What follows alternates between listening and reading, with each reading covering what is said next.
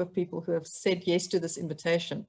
I am going to ask, if you are at all able to put your video on, then that means that we can have a sense of community. I know that it's not always possible. I know that sometimes people have real challenges around bandwidth, etc. But if you are at all able to put your videos on, then that would be great. We have 60 people signed up. Only 34 have joined so far.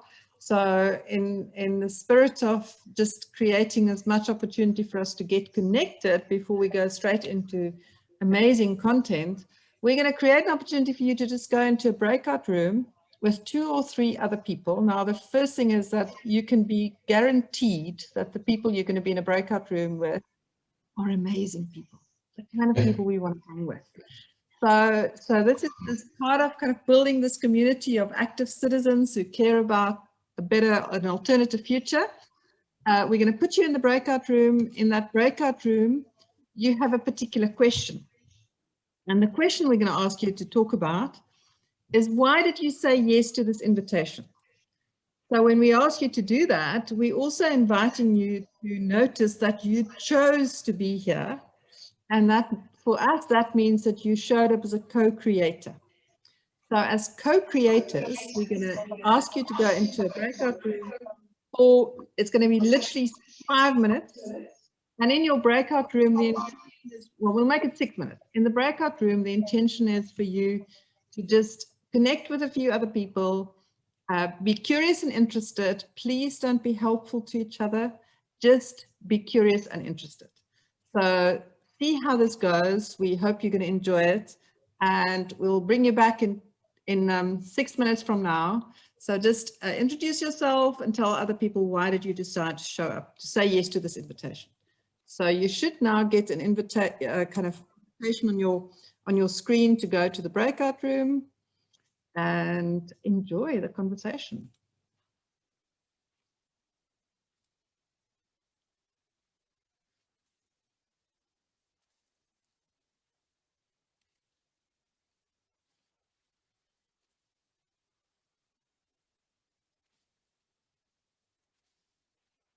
So we're just inviting everybody to go to a breakout room for 6 minutes to have a conversation around, why did you decide to join today's session? It's just an opportunity for us to get connected as human beings before we go into doing some work together.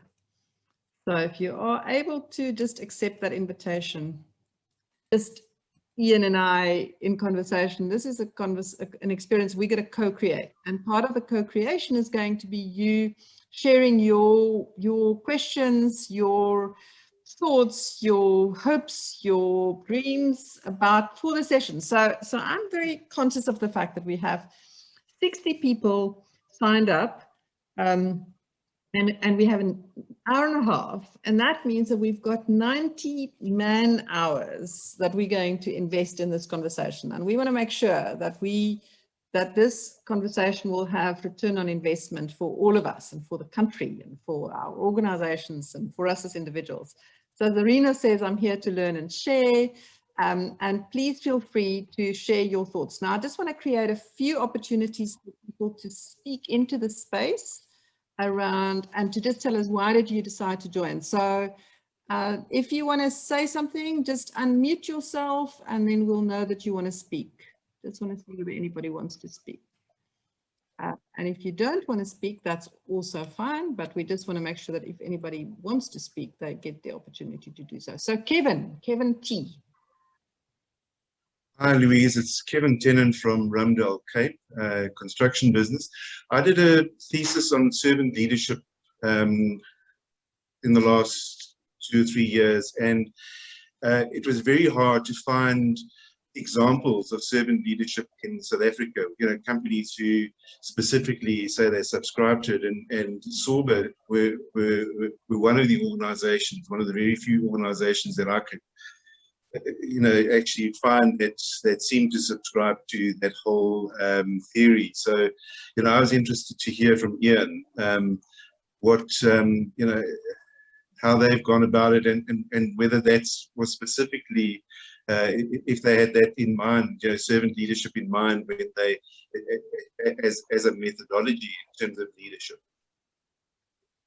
Thank you, Kevin. Thanks. And he's definitely going to talk about that. I strongly recommend reading Soul of Sorbet, the book, because in the book he talks a lot about that, but we'll hear more about that from Ian. So Ian is listening carefully to what everybody says. Thanks, Ian, Kevin, for your contribution. Anybody else want to say, just speak into the space around why did you join? Natalie was unmuted and then she muted herself again.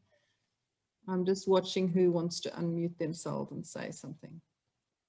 Okay, so it doesn't look like anybody else wants to say something. So please feel free during the conversation to share your thoughts in the chat, your questions. We're gonna create an opportunity at the end for questions, but the initial kind of 45 minutes will be a conversation between Ian and myself. But I'm going to keep my eyes on the chat and make sure that we pick up anything from there. There's a few comments on the chat here. Ian says, Samantha says, to gain more knowledge on servant leadership. Zodwa, to gain knowledge on dealing with different kinds of people that we meet around us. So this whole conversation about diversity. Kate says, I've heard so many good things about Ian from Dwara Perkel. And so I had to seize the opportunity to meet Ian. Marie on servant leadership, lots of, and David from Naptosa said, Sobei gives the best leg waxes ever. The brand that I was attracted to given its excellent service and very competitive prices. Okay, so let's kind of go directly into the conversation. Thank you for making this time, Ian. I read Soul of Sorbet, loved it. There was so much in that book that really resonated with how we think about organizations as communities of citizens who are committed to co-create a better future in an organization that they want to be part of. But tell us just the story for those people on the call who haven't had a chance to read the book. How did you get involved in a beauty chain?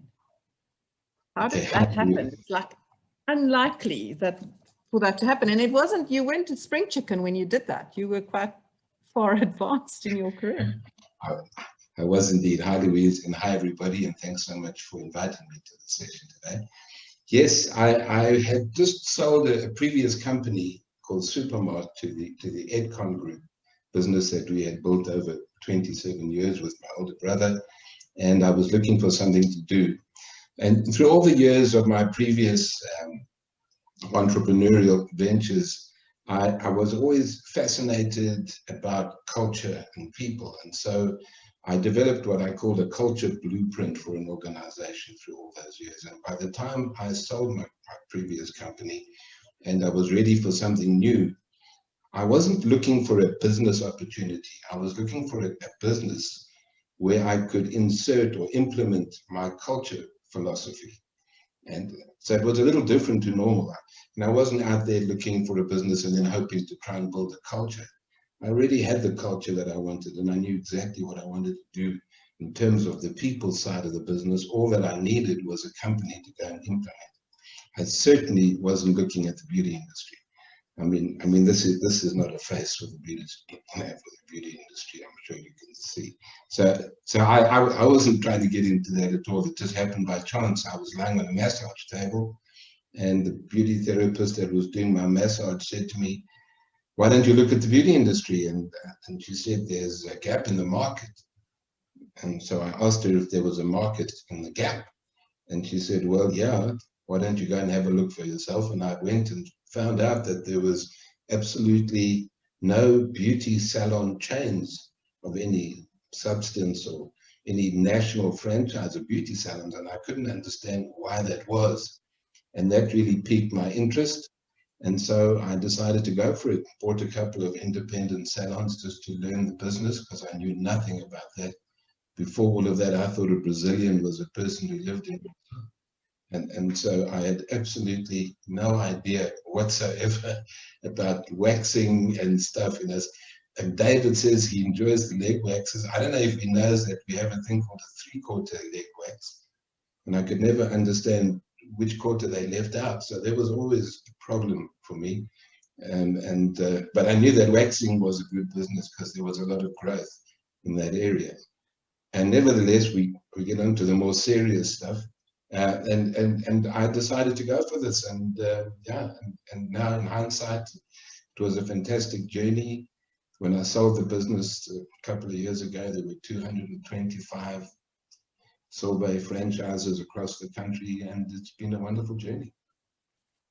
So yeah, as I said, there's so much in your story that kind of resonate, and I have a lot of that idea of having a culture and then wanting a business where you can test your ideas is also resonates quite strongly with me. But if you just say a little bit more about that, Ian, because when we had the breakout rooms, Richard was saying that he loved your philosophy of paying attention to culture and people with an expectation that then the money side will take care of itself. So you invest in your people and in the culture, and then your belief is that business will take care of itself. I so subscribe to that idea, but just say a little bit more about that philosophy that you wanted to implement.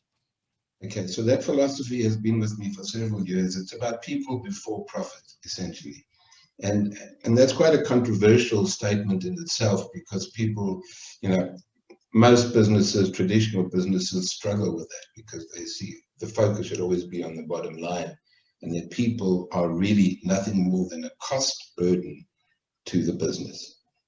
So we had to think about changing that, and over the years I developed a philosophy which is nothing new. There are many other people around the world that do the same thing, but of treating people differently, even on the income statement.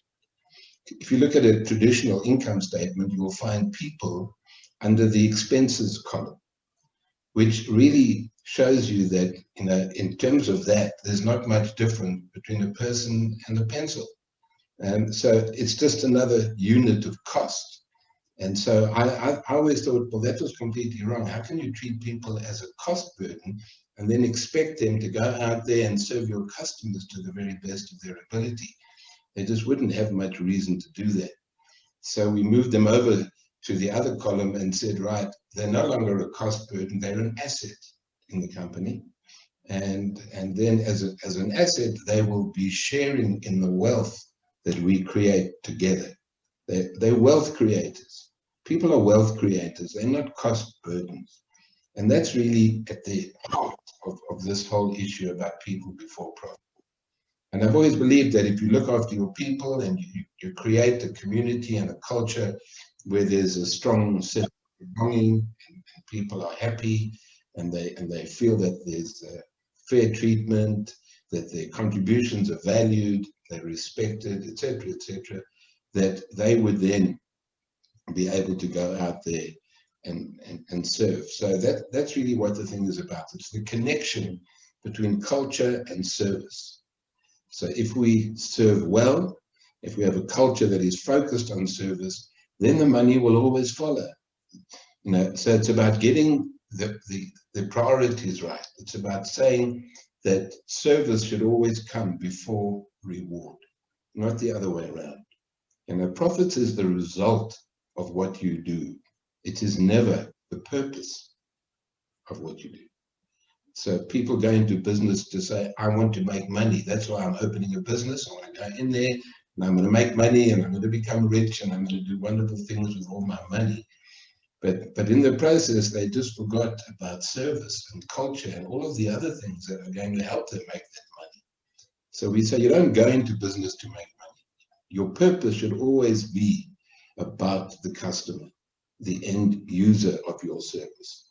And your reason for being, what we call our purpose, our reason for being is always about how do we make the customer feel.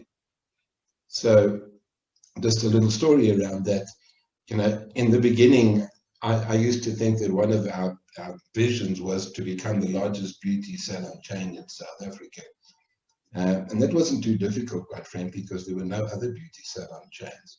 So we wanted to become the only beauty salon chain in South Africa. Would have been a better vision. But my daughter, who was involved in the marketing, she was a marketing manager, and my son Brent, who's on the line with us today, the two of them, and they would say, but now, who cares if we're number one or number two or whatever it is?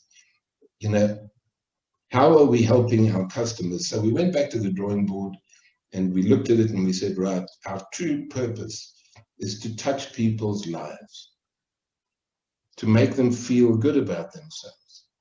You know, people come to beauty salons because they want to feel good. They don't go to beauty salon because they want to put their hands up on the table for an hour. And, you know, it's how we make them feel. So we want them to feel better when they leave the salon than when they arrive. And if they look good and they feel good, then it'll help their self-confidence and their self-esteem. So we were in the business of selling a feeling as opposed to a product or a treatment. And everybody needs to understand that your purpose is how do you make your end customer feel? If you deliver a great service, how will they feel? And that's why you're in business. And if you get that right, and you execute your service delivery around that, well, then you've got a pretty good chance of making money. Again, I mean, it really does feel as if you're a brother from another mother. There's so much in what you're saying that just kind of absolutely resonate. I remember many years ago, I read Gary Hamel's book, Management 2.0, and he was saying that most organizations are no longer fit for human life.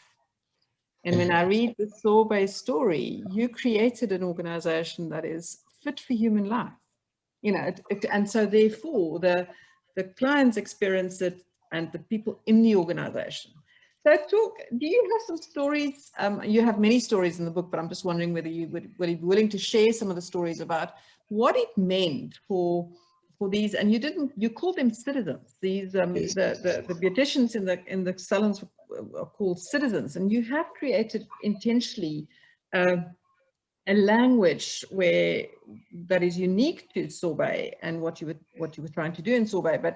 But these citizens who've suddenly got treated very differently from how beauticians used to be treated, and we're attracted to this idea of being part of a community where so just a little bit about what did you experience, you know.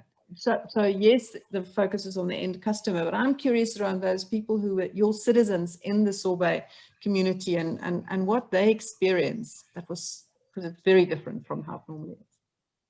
Right, okay. So in order to build the culture that we were looking for, I did the induction training myself for every staff member, citizen as we call them, for every citizen in the entire organization. By the time I left, there were over 3,000 people working at Sobei, and each and every one of them had to come through my personal induction training, which was a full day's exercise, and it was all about the philosophy of the business, our purpose, and in particular, why we come to work. Now, the first question I always ask them is, why do you come to work? You know, and they would say, well, I come to work to make money. I come to work to feed my family, to survive. I want to learn. I want to grow. And I. And we'd say, hang on a second. That's all about you. What about the other people? So we called those people eye specialists. They were the eye specialists in the business. And so we used to say, okay, you don't come to work for yourself. This is not about you. You come to work to serve the needs and wants of other people. And if you do that well, then all the things that you've asked for now about the money and the rewards and the personal growth and development will be your reward for the service that you provide. Which is the similar thing to the business. You know, business is not there to make money. It's about serving people, and then you make money. And it's exactly the same from an employee point of view. I come to work to serve, and if I serve well, I'll get all the other benefits, all the other rewards. And then we used to try and shift their attitude or the paradigm that, you know, I'm just a beauty therapist or I'm just a nail technician and I don't really contribute much to society. It's not a very prestigious role. I'm probably doing this because I couldn't make it work in any other way, or I couldn't get into college or university, and so I've just become a beauty therapist. And so I used to try and really challenge that and say, hang on a second, you know, what you're doing is making an enormous contribution to other people's lives. You are literally touching their lives in such a positive way, not only physically touching them when you're doing your treatments, but also emotionally touching them. And that is a privilege. That's not a job anymore. This is not a job. We used to ban the word job from Sobei. Nobody had a job, okay? They all had a commitment to serve. And that commitment to serve was about making people feel good. And then they say, yeah, but my job is so repetitive, you know, I just do nails, one nail set after another, one day in, day out. And I said, no, that is not true at all. This is not a repetitive job that you have.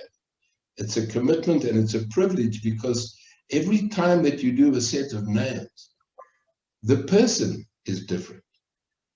It's a different individual that you are touching and that you are helping to feel good, and that you are developing a relationship, because every single interaction between you and your guests, we call them guests, is an opportunity to build a relationship. And that's really where it started. People started to realize, okay, hang on a sec, I'm actually doing something meaningful. I'm making a contribution to society here. And if I do it well, and then they started to see that when they started to do well, and based on their commission, they started to really earn well. And that's when the business started taking off. When people realized that not only were they working for money, but they were touching people's lives.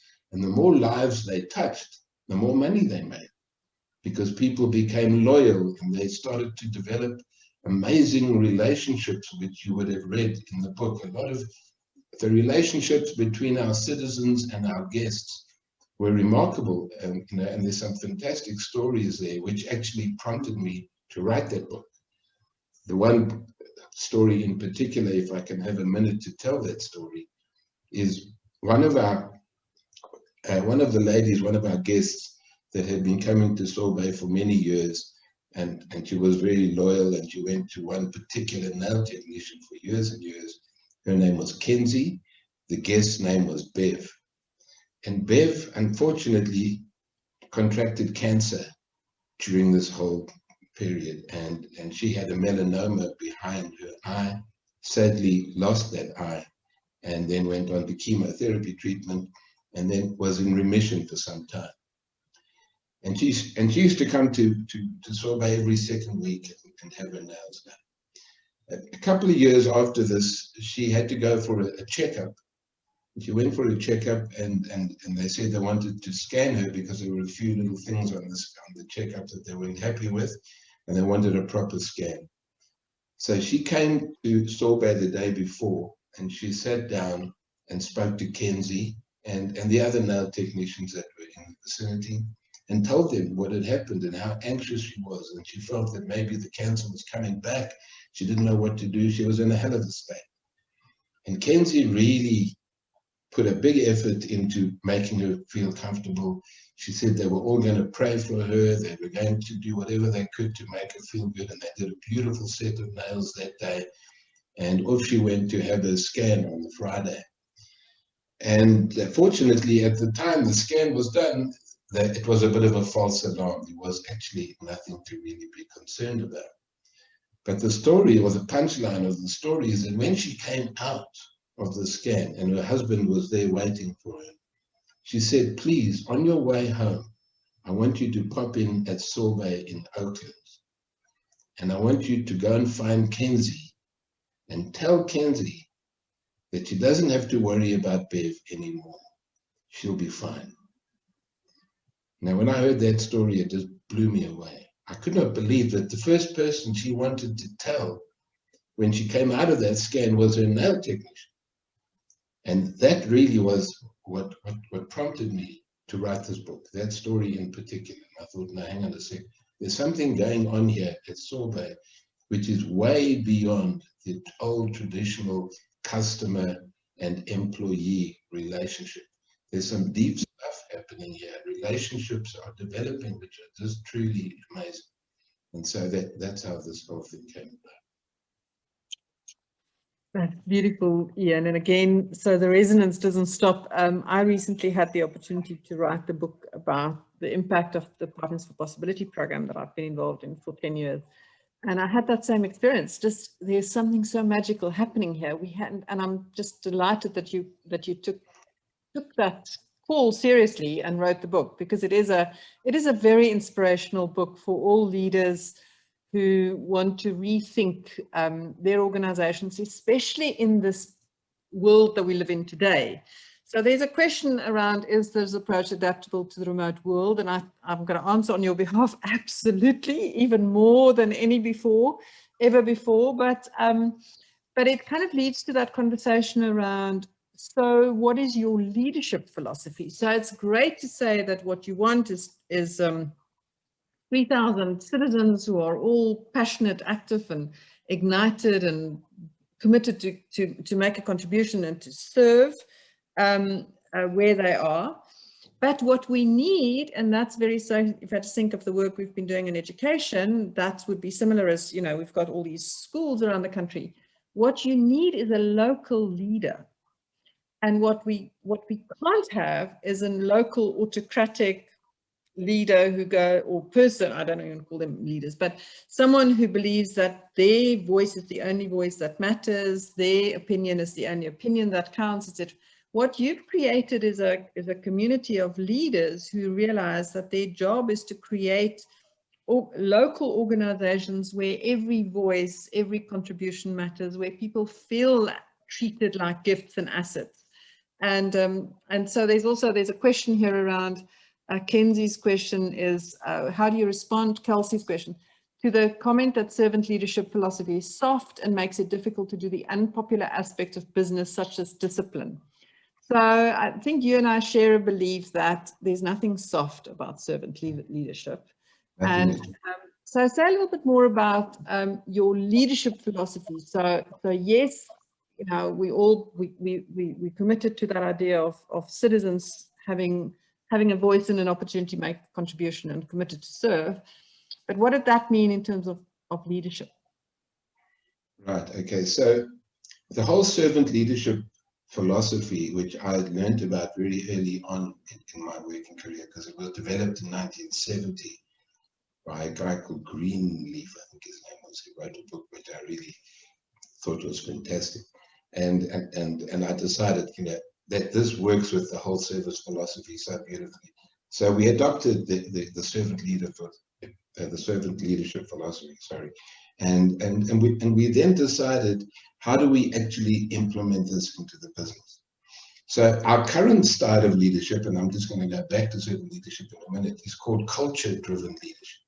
And that's where we've sort of progressed, and servant leadership falls within that. So let me first talk about servant leadership, and then we'll move on to culture-driven leadership, which is the sort of umbrella philosophy. So servant leadership really challenged everything that was traditional by way of leadership, where leadership was about power, was about hierarchy, was about structure. I have the power, therefore I can tell you what to do. I can direct you. I control your life. I almost actually control your destiny, because everything you do is in my hands. Your salary, your next promotion, your next leave application, everything. I'm in control of your life. And therefore you do what I tell you to do. And if you don't do it, well, there'll be consequences. So it's a kind of carrot and stick approach. And it's a harsh thing where fear is often the driver of productivity. If you're afraid of me, I'll get you to do the things I want you to do. I asked a senior CEO of a large public company in South Africa what his leadership style was. And believe it or not, he said to me, my role is to get as many people as possible to do what I tell them. Basically. I couldn't believe it. And it's not an unsuccessful business either. But nevertheless, so what it is, it's about shifting the paradigm from the top-down, heavy-handed, power-based leadership style to the bottom-up, nurturing leadership style, where I serve you so that you can serve your customers. So it's about shifting the focus and the direction, because Because previously, employees would always be facing their leaders, or their bosses, as they would call them, and making sure that the boss was happy, because that's how you got on in life. Make your boss happy. But when you're doing that, you're actually turning your back to the customer. He's looking at your backside while you're busy, bowing and groveling in front of your boss, basically. So, which is not a pleasant thought at the best of times. So basically, it is about turning that around and saying, okay, turn around, let the leader be behind you and the customer in front of you. Right? And then servant leadership becomes a principle of serving the people who are serving the people. Right? So how do we then serve our people as a leader? There's a whole host of different things you can do to serve people. And number one is understand what they want and what they need. It's about training and development. It's about encouragement. And leadership these days is very strongly about inspiration. Are you inspiring your people? I got asked on many occasions, how do you motivate 3,000 people across the country? And my answer to that question was quite simply, I don't. I can't. I don't motivate even one person, because people have to motivate themselves. What I do, what I try and do, is to inspire people to motivate themselves. That's the trick. It's inspirational leadership that people are looking for. They say the great inspirational leaders of the world are those that get others to follow them to places they would never have gone by themselves. And that's what we want people to be doing, what we want leaders to be doing. We want to inspire people to become more than they ever thought they could be. Because you are creating an environment which is conducive to that growth. And the environment is the culture, and how you get people to get that sense of belonging in an organization. And that's what leadership has to do. They have to create the culture where people feel comfortable, they feel respected, and they have that sense of belonging that says, I belong here, despite who I am and where I come from, and what I look like, and the color of my skin, and the language that I speak, and the religion that I believe in, and. All of those things make me different. We have incredible diversity in South Africa, and to create a common culture where everybody comes to work for the same reason, which is to serve, is what we're trying to achieve. We have inherently a conflict of interest between management and staff in the traditional companies. Okay? Management is there to make profit, and they focus on profit and short-term results. Staff come to work to make money also, but that's in the form of a salary. They want to get the highest possible salary.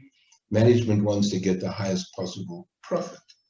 Now, if you look at those two things, there's a direct conflict of interest there. As soon as you increase your salary, so you are decreasing your profit, and vice versa.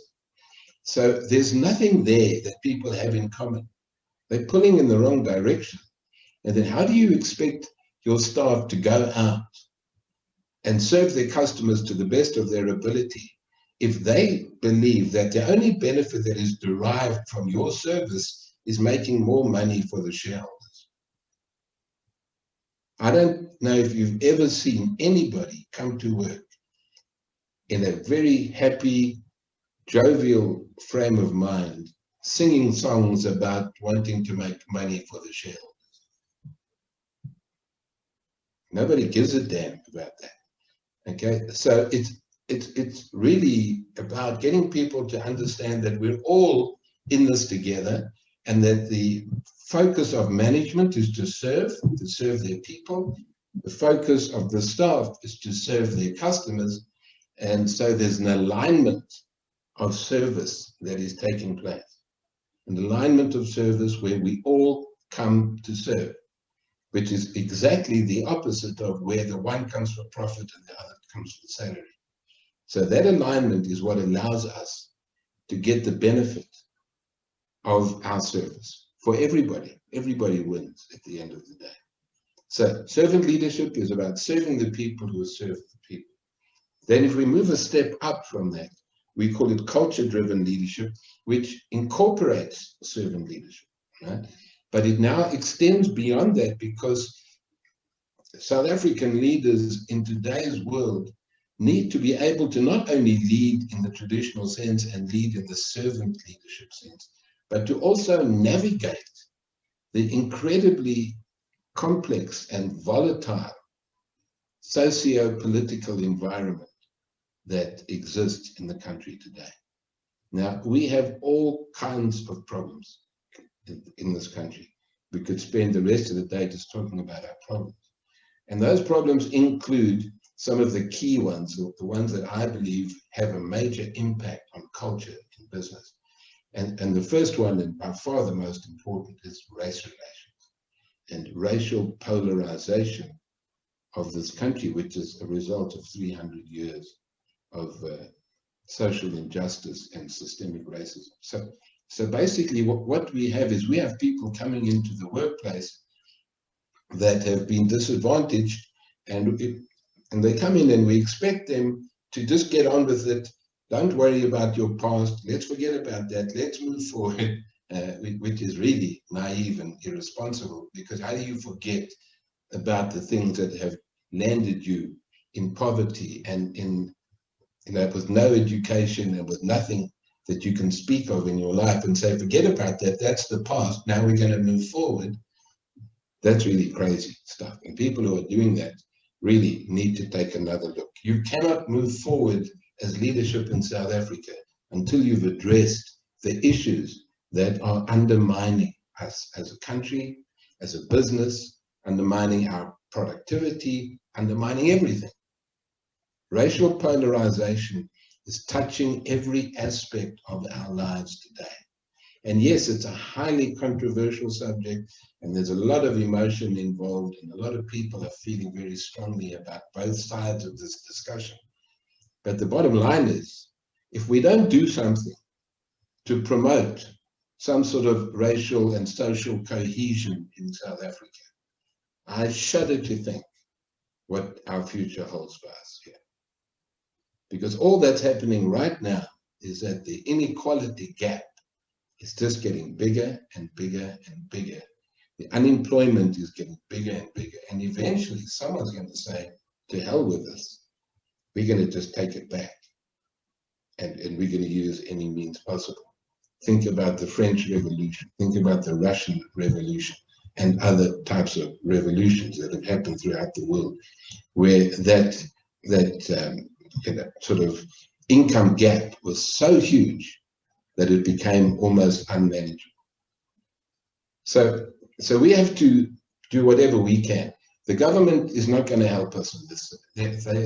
They're struggling just to make sure they can count all the money they've stolen. And so their focus is a little bit different here. But what we need to do is, at businesses, we have to make sure that we do what we can to work on building an equal society where every single person feels that they have opportunity, they have some sort of equality of choice, equality of opportunity. And that's a responsibility now, in my view, of South African business. So Ian, I agree. And what you're saying is easier said than done, because I mean, we work with leaders across hundreds of different organizations, and I'm quite concerned about how lost many of these leaders feel. And the reason they feel lost is, in the past they had a story that says, I can be in control. I can tell people what to do. I do have certainty about what the future holds. I can plan. Suddenly, the last year has shown us that actually all of that's just a fallacy. So they're a bit lost, and they lost around, so how do I, if I can't control and manage and tell people what to do and give direction and show direction and be the person who kind of manage and control, if that's not my role as a leader, then who am I and how do I show up? And I'm sure you must have had similar issues with your, whatever, 300 what do you call them? The salon owners or the franchise owners? Franchisees, yeah. Okay, so your franchisees, because this whole model of yours is as good as those local leaders.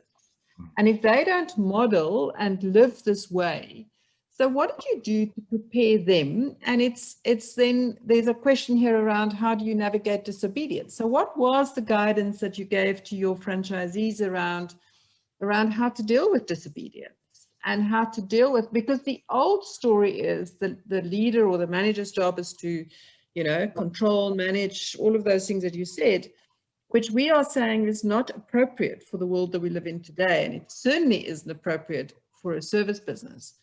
But then how do you deal with disobedience? And there's another question, which is very interesting, but we'll get to that in a minute. But just kind of your position on, and then how did you prepare these people and how did you equip them and support them? Because it's not easy to be that local leader and have to deal with many of these curveballs that get thrown your way. Okay, so that's a really good question. And someone else earlier on said, you know, what about the discipline aspect of servant leadership? So for me, we made it very, very clear that servant leadership at the time that in Sobei has nothing to do with discipline. Discipline still had to be firm, okay? And in particular, discipline needed to be firm if the person involved was breaking the rules or doing something that was counter to our core values at the time and what we believed. So the purpose and the core values was always our test. If you were breaking the rules and you were going and you're becoming an eye specialist and you were doing things for yourself at the expense of others, then we made it very clear that you were not welcome in this business anymore. In fact, I used to say that right up front. If you're an eye specialist, you're going to be unhappy here, right? And you'll see that you won't fit in. And we used to ask them to leave. I would say in the induction training, if you are an eye specialist and your only purpose here is to serve yourself, then we'd rather you actually weren't here. So there was no soft touch on that issue. If you break the rules, you break the rules, and the discipline would be as firm as any other place. However, we had to get people to understand that their role, the paradigm shift, was from being or being perceived as the boss who gave all the instructions to the person who was there to support the citizens and to make them feel good and to make them feel that they belong. Now, that is a very challenging role, and I would be the first one to say that we certainly didn't get that right in every franchise across the country. You know, there were always challenges, there were things, but we would like to believe that we got the large majority on board with that particular paradigm shift, that I'm here to serve my people and for them to then go and serve them. So it's really about shifting the paradigm away from the old traditional style to the new, and then to get people to see the benefit of that. Because once you get people to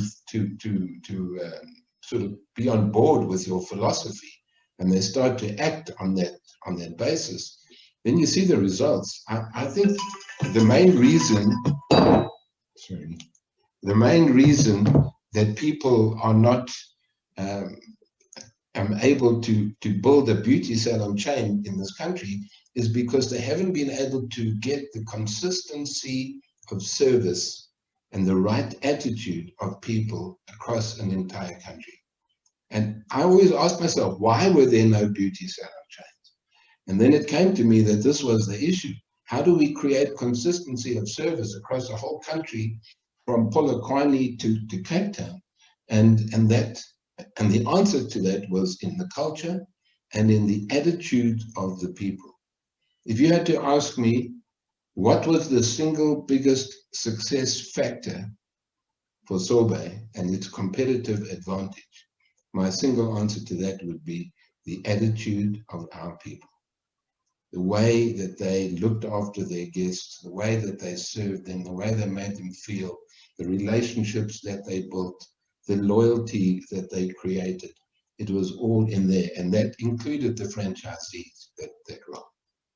So where the franchisee was on board and they were playing by the core values and living the values, we had a pretty good chance of success in that store. Where they were trying to buck the system and revert to the old traditional leadership style, we could virtually guarantee problems. You know, just a short story there. One of our franchisees came to me one day and said, you know, I've got terrible problems with my staff. I said, oh, really? Which staff? She said, all my staff. So what do you mean, all your staff? How many people do you have in the salon? She said, 15 or 16 people. I said, what do you mean, all of them? They can't all be giving you trouble. She said, no, every one of them. So I said, I have a solution for you. What you should do is you should run, don't walk, because this is urgent. Run to the toilet. Go to the toilet right now. Find yourself a mirror. Look into the mirror. Identify the person that is standing there looking back at you. Raise your arms in a victory salute and shout to the heavens, I have discovered the enemy and she is me.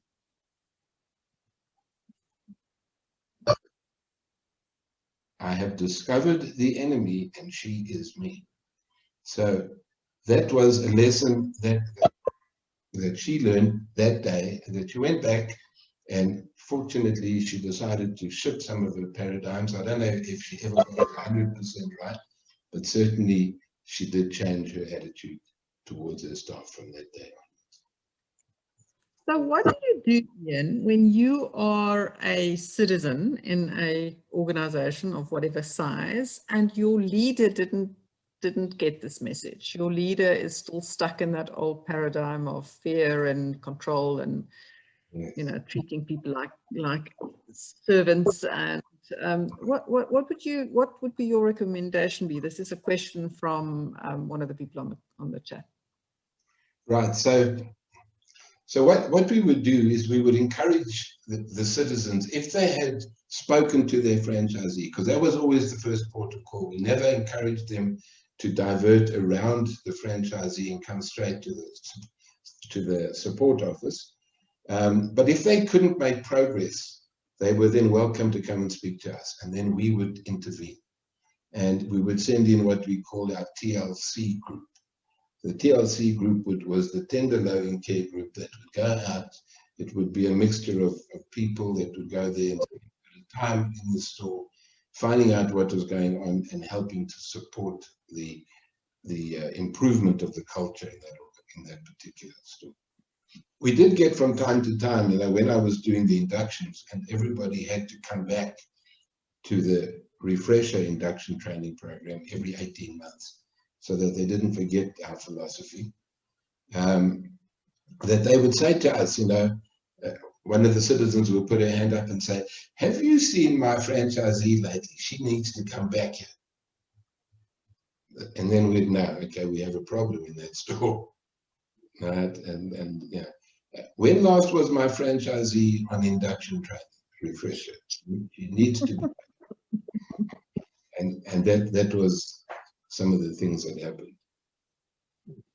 Okay, so that's when you're in Sobei. I'm thinking now, let's imagine that you're part of I don't know, we've got lots of clients, Tiki Town, Old Mutual, Netbank, etc. And your manager in that organization hasn't, and there isn't a similar program in that organization. So I'm just curious, Ron, what would you recommend? Because part of what I'm advocating is the idea that every one of us have a leadership responsibility at every level of the organization, and that we have the ability to co-create an alternative future, a future that will make our eyes shine. And we talk about the key performance indicator for great leadership is whether people's eyes are shining, which, I mean, you don't use that language in your book, but that's exactly what I'm hearing, is that when your citizens' eyes are shining, it means that their leader is leading in the right way. If their eyes are not shining, it isn't. But I'm curious, just from, I'm interested in your perspective. If you're a leader or a citizen in a large corporate where they haven't yet gone through and we'll come to the Hatch Institute in a minute, but through the Hatch Institute's cultureneering program,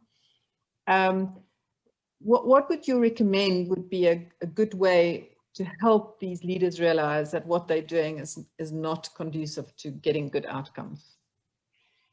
Right. I think one of the challenges, particularly in the larger companies or even in the medium-sized companies, is the very leadership itself. Are they committed to wanting to build this type of culture? And that's where we struggle a bit, is that if you don't have real commitment from the top of the organization, it's very, very difficult to cascade that down and to be working at the middle and lower levels of a company if you don't have strong commitment from the top. And I have seen that on several occasions where our interventions to clients have been relatively unsuccessful because the people that put us in there in the first place were not the leaders of the organization, was the HR division who thought this will be a cool thing. And part of that person's role is to build culture. So they want to tick that box and they get us in there, but we don't have strong commitment from the leadership. So people are saying, you want me to change, but what about you also changing? And that there's a huge element of that, and that's why we do, one of the things we do at the moment is that we engage on individual leadership development. We do leadership coaching for all the top people in the organization so that they understand the philosophy, and more importantly, that they understand their own need for change. You cannot transform an organization, you cannot change people's mindsets and biases if you yourself haven't demonstrated an ability to do the same. So exactly. It's a major issue. So I mean, this links to Kevin's question. So I have a question around the leadership development journey with your franchisees. So it sounds as if they all attended your one-day induction, but did you do more? Did you have a program to, because if I was leading Sobei, I would have a customized leadership development program for those franchisees, because this is an ongoing, it's not something that you do once off with a one-day workshop, I don't think. So the franchisees, we had a leadership development program for them, which I would run myself.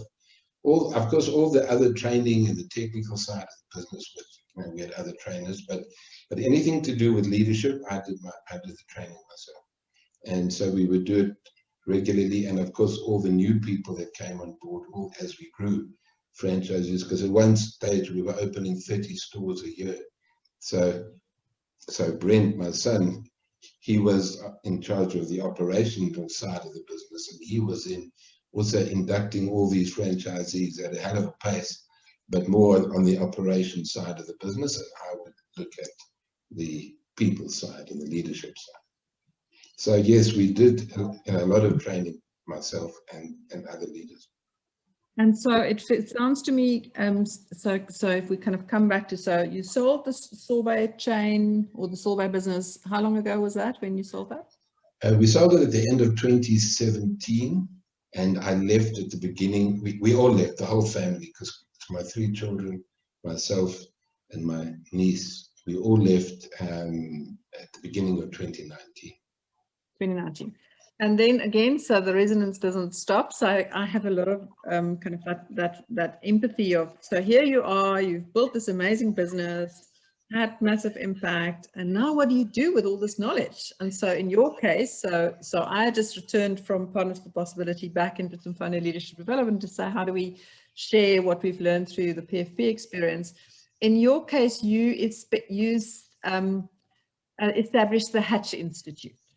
And on the 21st of April, we're going to do a session specifically on this cultureneering model. We're going to go dive deeper into it. We're going to look at this idea of obsessive customer service.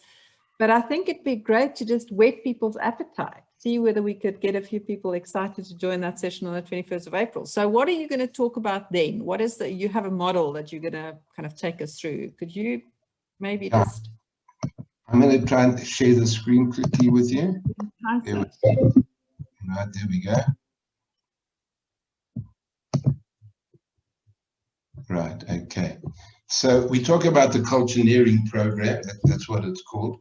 And I'm just going to run through, it'll take just a few minutes, the model and how it works. So we start off at the bottom, okay, because we're building a little Greek temple here, it looks like actually at the end, but we're building a little building and it's going to look like this. And what happens is in the soil, we have our socio-political context, and that's all of the issues that are undermining us in the workplace. The impact of what's happening outside of the company on what's happening inside of the company. So that would be about corruption in government and poverty and crime, and of course, race relations, gender issues, everything, all of the issues that are happening externally, and how does that impact on the culture internally? So we need to get it, to grips with that. Then in terms of our foundation, we have the purpose and the values. We need to be very clear, crystal clear on what our purpose is. Why do we exist as a company? And that always has to do with your customer, never your shareholders or your directors or your staff. That is about the customer. So if we don't have customers at the end of the day, nothing else matters. And if we don't make our customers happy, then they're not going to stay with us. So the purpose is always about customers, and that includes the purpose of work, which is, why do I come to work? I come to work to serve the needs and wants of my customers.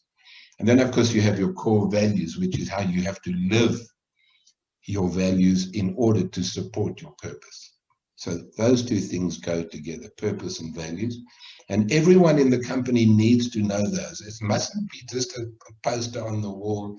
They must be engaged, they must be involved, they must know exactly what that means and how everyone must live the values. And then we get this alignment. The alignment of purpose is what we're seeking at the end of the day. Then the next thing would be to look at the individual self-development, largely of the leadership of the organization. And that's what I was mentioning earlier on. We do life coaching and leadership coaching on a one-on-one basis with all the leaders, so that they understand the process, they understand the philosophy of what we're trying to achieve, but most importantly, that they understand themselves and identify those issues in their lives that are potentially blocking their way from progress in the area of building culture and leadership. So identifying what we call the blockers in your life, and then how to overcome those. So one of those is bias, and unconscious bias, and your weaknesses, your fears, your ego, what else would there be? There'd be shame, there'd be guilt, there'd be all of those kind of things that block your way and stop you from making progress and having a powerful and positive influence on other people. Then, of course, you have the culture-driven leadership, and I've explained that quite a lot already. So that would be a part of the leadership training program and how that works. And then you would have the community building aspect, and that's about relationship development across all the different diverse people within the organization. So cultureneering, if you want a definition of cultureneering, it's about how do you create a strong culture in a diverse workforce, which lays the platform for obsessive customer service. That's really what we're trying to do. And then if you get that sense of belonging and you get everyone to feel that they are trusted and respected, you can create the common purpose. And that common purpose is what everybody comes to work for, the same reason, to serve the needs and wants of people. All right? And then the next step, if we get it all right, is we'd be able to deliver obsessive customer service, because people want to do that as opposed to people are forced to do that. And that's really a very brief little description of what cultureneering means. Yeah, and so what we don't want to do is we don't want to go deeper into that now, Ian, because we kind of want to keep people excited about coming to the session on the 21st of April.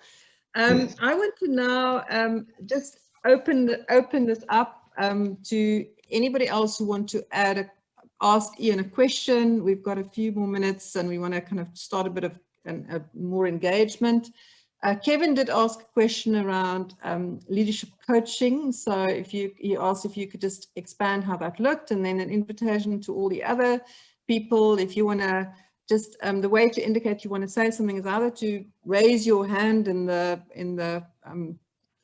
on Zoom, like that little blue hand image, or you can just unmute yourself and then we'll give you an opportunity to speak. But if you could just talk in the meantime about leadership coaching, Ian, in response to Kevin's question. Okay, good. Hi, Kevin. Thank you for the question. Yeah, so we have leadership coaching takes two forms. One is the one-on-one private coaching, which includes personal development and leadership, right? And then we have workshops for groups of leaders, which take them through the whole philosophy of servant leadership, of culture-driven leadership, and how to lead people and get them to follow you, as I said, to places they wouldn't have gone by themselves. So that's really the two ways that we do it. I won't go into too much detail right now, but it's about personal development and then group leadership coaching. Thank you, Ian. Anybody else with a question or a comment or a response to what you've heard? Just love to hear your voices and acknowledge you as co-creators and contributors of this session. So be careful, if you don't speak, then we're going to just keep talking, but I really want to invite some contribution and engagement from. There are some questions coming through on the chat box there, Louise. I don't know. Yeah, so you go. Do you want to go for that one? That's a big one. How can we convince the government? I've lost it now. I've lost it. Can you just repeat it quickly for me, please? So how can we convince the government and president to buy into servant leadership? And how personal did you get with personal development? If you had employees who wanted to open their own business, were there then ways in which you supported and nurtured this? And then have you thought of consulting to politicians and SOEs? The market is wide open. So big questions there. Lots of questions and not any straightforward, easy answers to how we get the government to get this kind of thing. Look, as far as this kind of work is concerned, we need to get a groundswell of people who truly believe that there's a moral and some sort of an obligation for all South Africans at this point in time to uplift this country. Everybody. And in business in particular. So government, of course, that goes without saying, and they should have been doing this already, and they've wasted 26 years of an opportunity. Can you imagine where we would be now if they had taken all the money and used it for the right things that they were supposed to use it for, housing and education and development, etc., etc. Can you imagine if we had done all that? So those are the wasted years. Nevertheless, we can't just wait for them. Hopefully they'll realize, come to their senses at some stage, and there are a couple of improving signs, but we have the opportunity to make the contribution ourselves. And we need to recreate hope in this country. We have a sense of hopelessness. Everyone's feeling negative and hopeless, and that they can't see the future for either themselves and a lot of them for their children. So how do we turn that around? And we can only turn things around by making sure that we shift people's mindsets. The old paradigms of what was is just not going to work anymore. We've got to make sure that we are changing people's attitudes, shifting their paradigms, making them understand that there is a time now for a bit of compromise and even sacrifice to be able to create a more equal society for everybody. There's a lot of contentious issues around white privilege and Black economic empowerment and all of those things. And they are controversial, and I have taken a bit of a stand on that. And not everybody loves my stand, but I wouldn't be, I wouldn't be being true to myself if I didn't take the stand. Is that when somebody says to me, I can't get a job now because of Black economic empowerment, it wasn't my fault. I wasn't there. I wasn't the perpetrator of this. Then I would say to them, yes, you were definitely not a perpetrator, particularly if you were white, but you are a beneficiary. You're a beneficiary of our system and what has happened in the past. And so you need to understand that. So if you want to get on in life and you feel restricted by Black economic empowerment, that's not going to go away. In my view, Black economic empowerment is absolutely critical. It's not reverse racism. It's about redressing the imbalances of the past. The sad part of that is that Black economic empowerment has been very badly managed and implemented and has benefited the few rather than the many. And that's really sad. But the concept of Black economic empowerment is absolutely right. We need it. You can't take two people now, a person who comes from a disadvantaged background and a white person who comes from a privileged background and has had all the opportunities and the benefits and the education, and then say to them, okay, the two of you go off now and apply for a job and may the best man win. Equal opportunity. Quite frankly, that's rubbish. You can't do that. There's nothing equal about South Africa at all. So equal opportunities doesn't exist right now. We need to do something to create that equality. And yes, it's not going to happen overnight, and it's not an easy thing to do, but we do need to do it, because otherwise, what is our country going to look like? We're just going to be doing more of the same. And that inequality gap is going to get wider and wider until it snaps. So yes, I'm a little bit passionate about this topic. Sorry, guys, but I have to get a bit carried away sometimes. So just ignore me if you feel I'm getting too heavy. Thank you, Ian. I absolutely agree with you. There are two more questions. Ryan says, can you give us an idea about your own personal leadership routine and how you spent your time during the time that you were the leader of Sobei? And then, so that's from Ryan. And then there was another question around with regard to recruiting for attitude and training for skill. Sorry, do you have any advice from your vast experience for assessing true leadership, servant leadership during the recruitment process? So there's a question around recruitment, especially from franchisees. And then a question around how did you kind of model walked your own talk with regard to leadership during that time? Right. So somebody asked me not too long ago, how much time, what percentage of my time did I spend on culture and people? And I actually thought that was a really interesting question. And I went back and I really did a little bit of thinking and homework. And it came out that I spent about approximately 50% of my time on people and culture and leadership. And the other 50% was allocated to the other leaders in the organization, to my family and everyone else. So yes, I put a tremendous amount of focus on that. Thank you. And then the question around recruitment. How did you know whether a franchisee was going to be a servant leader and therefore would fit into the organization? Okay, so we improved with that with time, because in the beginning, we weren't able to sell franchises for the first 4.5 years.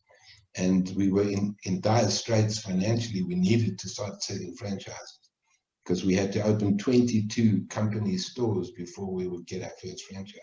So in the beginning, to be quite honest, we were not very selective with our franchisees. One of our partners used to say, we'll take anybody with one left eye. And it didn't matter who it was, as long as they had some money and they were willing to come, we took it. So I must admit that. But as soon as we were on our feet, then we started to become a lot more selective. And trying to get some sort of culture fit, which is really quite a challenging task, because what people say and do in interviews and all of those things and what they actually do afterwards is not always aligned. So sometimes you get it right and sometimes not quite so right. And there will always be that challenge. We never did any scientific things of recruitment. I was a little bit skeptical of those things. I always felt that your gut was the right thing. And so we used to, in fact, we were quite fortunate at Sobei, because the large majority, in fact, virtually every one of our franchisees came to us to become a franchisee because they had previously been a guest at Sobei. They experienced the service, they experienced what it was like, and they thought, okay, I want to run a business like this. And in addition to that, many of them came from corporate environments. They came from the likes of RMB and Investec and the big banks and all of those type of things, where they were very business savvy. Okay, and these were all women, right? Just remember that our franchisees were 95% women. They came and they came from all of these different environments, and they had really good business acumen. They understood business. And so we realized quite quickly that it was much easier to train a business person about beauty than it was to train a beauty therapist about business. And so we welcomed those people, and I think we were very fortunate to get as many really high caliber, I should say, not high class, very high caliber franchisees into our network. Thank you, Ian. We've come to the end of this conversation. Lebo was unmuted earlier and then she kind of became muted again. So Lebo, I don't know whether you wanted to say something, Lebo? Yeah, I wanted to, it's a he, Lebo is a he. Sorry, Lebo. Sorry, my mistake. All right, cool. I think there's a very important conversation that we are having here, especially around looking at the country and where we are going as a country, and all the underlying things that are there, especially from equality and all those things. And I get a sense that in our country, we base a lot of things mostly on slogans and not necessarily going to the deeper meaning of things and the context of which we need to operate on. Because I think more specifically would be on a value basis, we come from different worlds, and it creates some form of, we can't move forward because our values are not the same.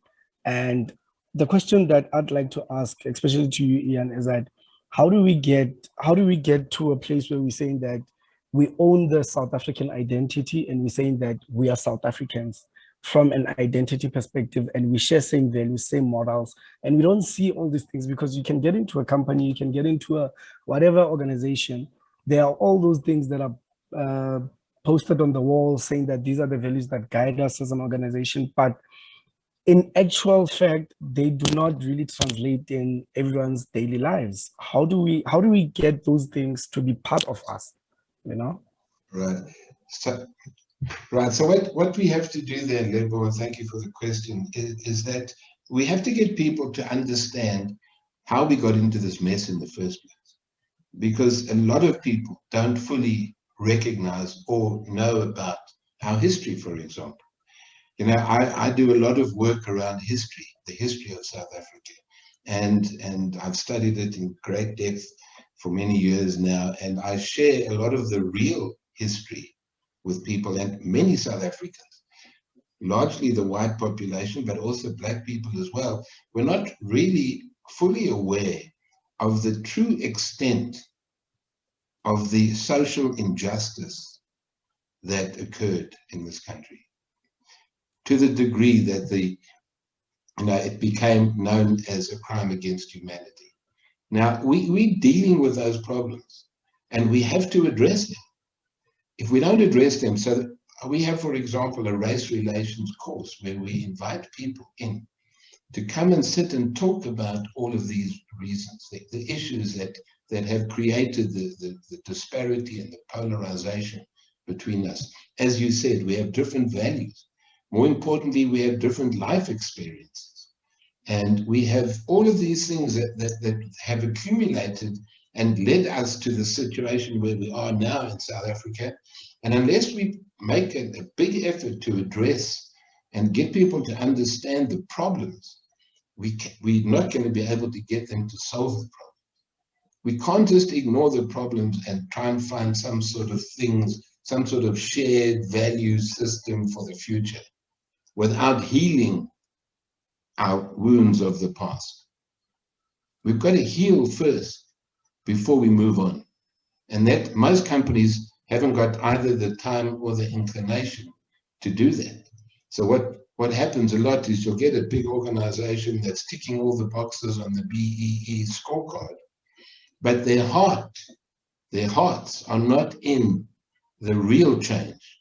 They don't have what is required to really change the hearts and minds of the people in their company, and to change their own heart and mind as well. So that's really what we need to be doing, is getting people to tackle the real problem and not to ignore it or sweep it under the carpet. Thank you, Ian. We're going to end the session as we end all Symphonia sessions, which is with appreciation. So I want to invite anybody who want to say words of appreciation to Ian, to anybody else that you had a conversation with earlier, to just unmute yourself while you do that. And I'm hoping we are going to, I see Natas is unmuted. Natas, over to you. Oh, it's Natas. Hi. It's actually Richard, not Natas. I'm in, so I'm a boy. Ian, I've been listening very carefully, and I've tried to distill what you've said, and I've come down to 2 words. And there are lots more, but those 2 words that I've taken out of today is inspire, and inspiration as a leader, and then hope. That's a lovely 4-letter word.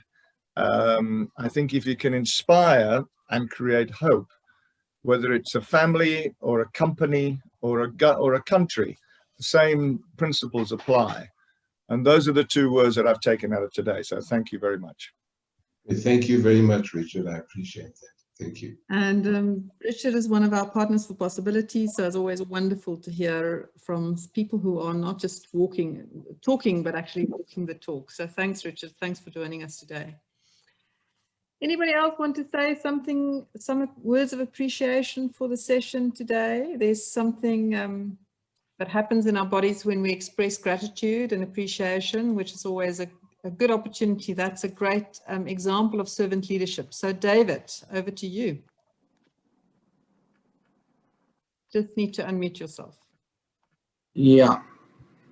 Thanks very much. And thanks, Ian. And when I was district director of Metro North for 3 years, we had some underperforming schools. And first thing I did is I called the senior management teams to my office.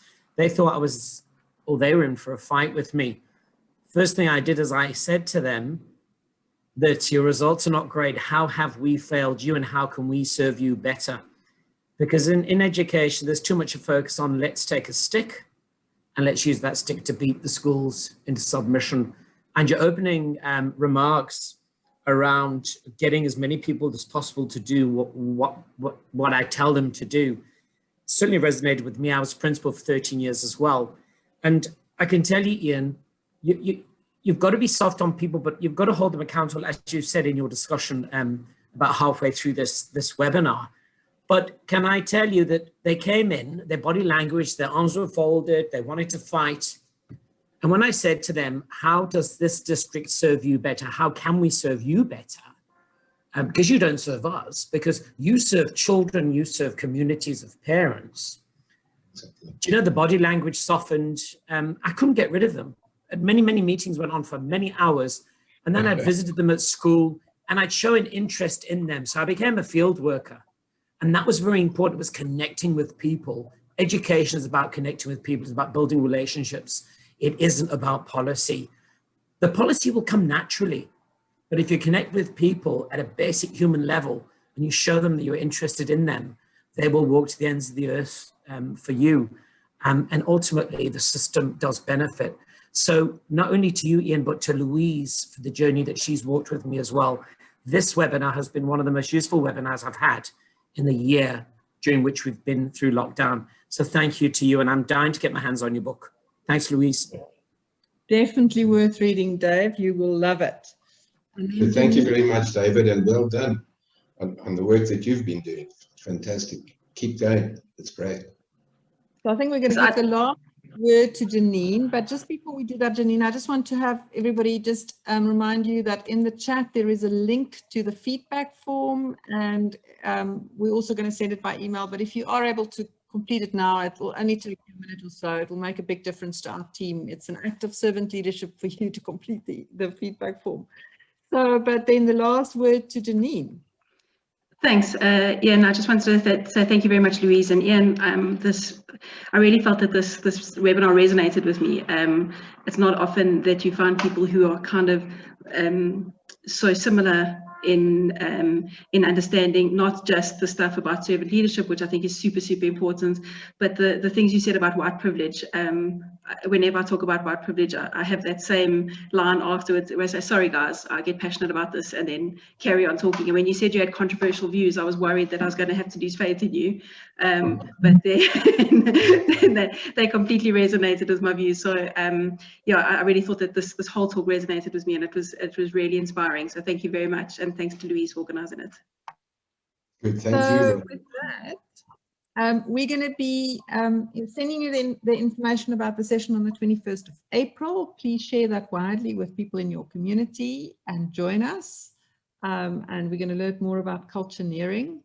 And also there's going to be many opportunities over the next while to really engage you in conversations around creating this alternative future where every citizen has a contribution to make and we create communities of belonging, and where leaders understand that their role is not to tell and shout and demand and control, but actually to create an environment where people can make their best contribution and where their eyes will be shining, and where people feel inspired and hopeful. So with that, I also want to say thank you very much, Ian. We've enjoyed this conversation. There will be many more conversations, so please remain in touch, and we look forward to our further conversations.